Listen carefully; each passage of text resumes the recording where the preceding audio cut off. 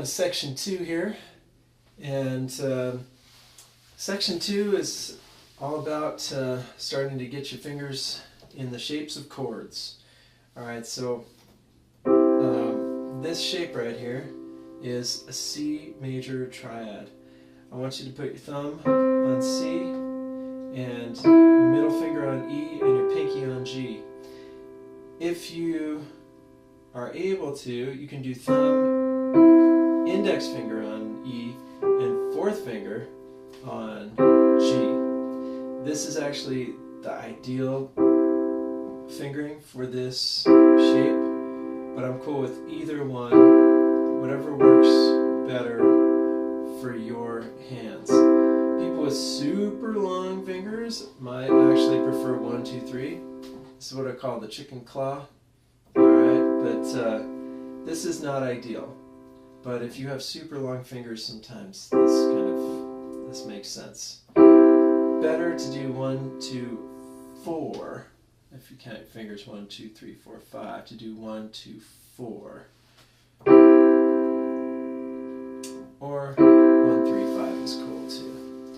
Alright, so the piano is a shape-based instrument. You know, I realized that when I was thinking about how many blind pianists there are. And because I used to always think of the piano as a visual instrument. So if it's visual, how can there be so many great blind pianists?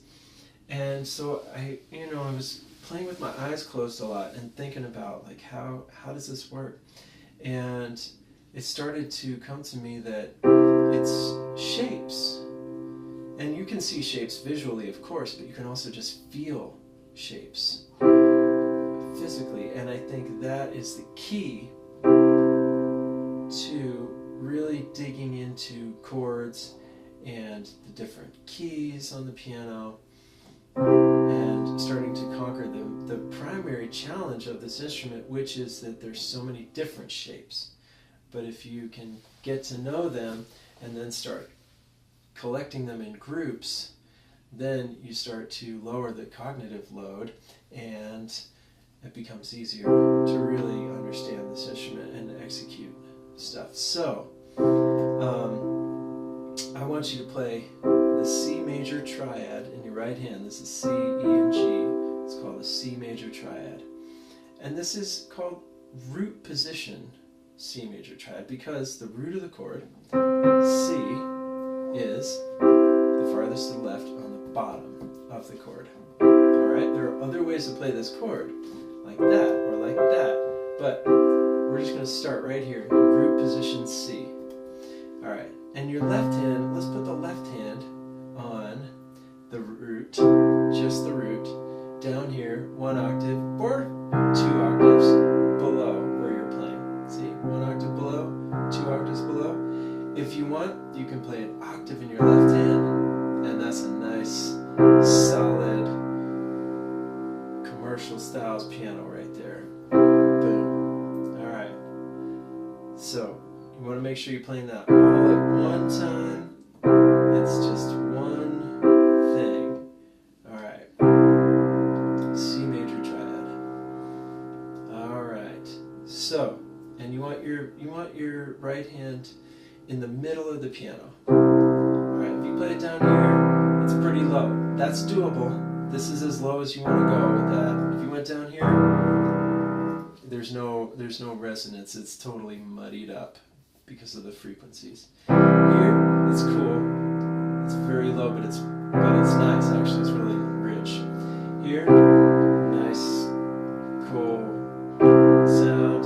Up here, starts to get that like high piano thing, which is okay if you want it. You just need to know what you're doing, that you want that sound. You start going up another octave, you get that real tinkly piano.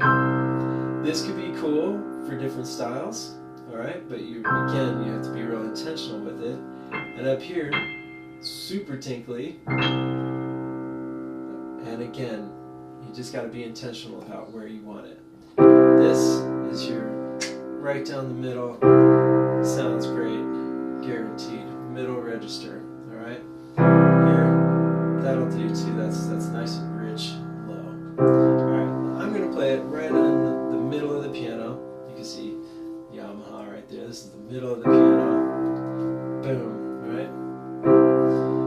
this is actually called middle C. Alright, so I've got my thumb on middle C. Alright, and we are going to dig into actually playing the way pop pianists really play, okay? So the bass is low, the harmony is in the middle, melodies go on the high side. So the singer of your pop tune is going to be singing, right?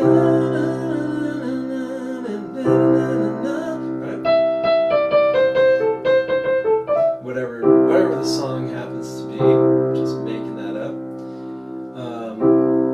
So if you were going to play melodies, you'd probably be playing them somewhere between here and here, for the most part. Alright, but right now what we're going to do is play accompaniment. So just imagine there's a singer singing a melody and you are playing along with them.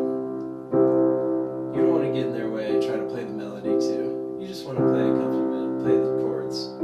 So this is the technique I call chunking. Alright, so we're just chunking along. Alright, and you notice if we're in the standard time signature, which is 4/4, we're going to hit 4 beats in the right hand, and every 4 beats we're going to hit a long, low left hand note. So what's written right there is this: 2, 3, 4. I'm looking at page 7, technique 1, chunking. And we can speed that up a little bit if you want. 1, 2, 3, 4. Alright? And before we go any further, let's jam. Gotta dig in and just enjoy this a little bit. We got our page 7 rock jam in C, MP3 up here.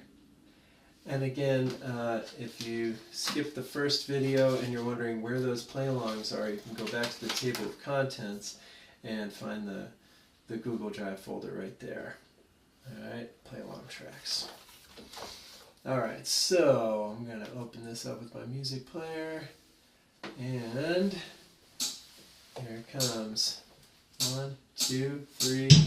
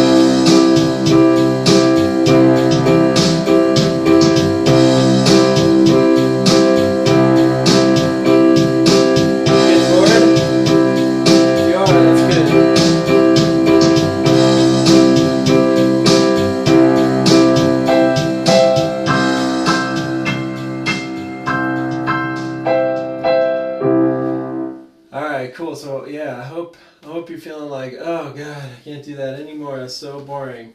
So we're just chunking on C. Right? There's a long way to go from here. All right, but that's a nice solid beginning. All right, we're moving to page 8, and we're getting into double time chunking. All right, so now double time chunking is basically 8 chunks per bar instead of 4 chunks, right? So 1, 2, 3, 4, 5, 6, 7, 8. 1, 2, 3, 4, 5, 6, 7, 8. 1, 2, 3, 4, 5, 6, 7, 8. If you want to make this sound like hip-hop track, move it up an octave or 2 octaves.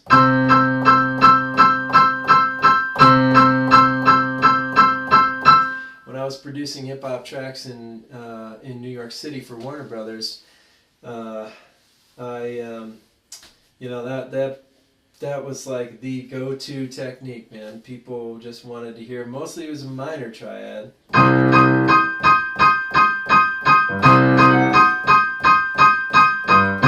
Alright, but major triad will do too. It's a hard knock. Alright, Jay-Z sampled that. And you'll hear major triads and minor triads in all styles of music. So let's get the hip hop jam in C up and play along with some double time chunking. All right, here we go. Page 8, hip hop jam in C. Open with my music player. Oh, I didn't know the count off. All right, 1, 2, 3, and 4.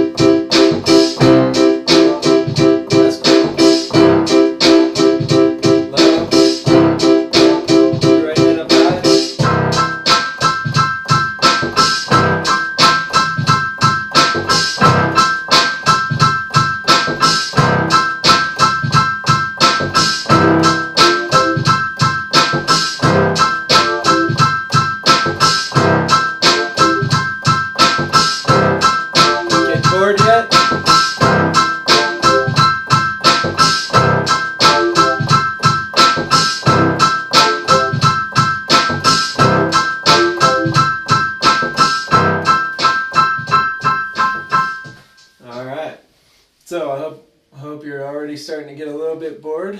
That would be good, and then we're going to move on. Alright, so let's get the next technique, which is broken chords. Now broken chords can feel a little bit trickier. Alright, check this out. We're going to break up the chord. Instead of playing it like one thing, like we've been doing with chunking, we're going to split out the thumb. And we're going to start with these guys, and then play the thumb. Alright, so we're going to go chunka.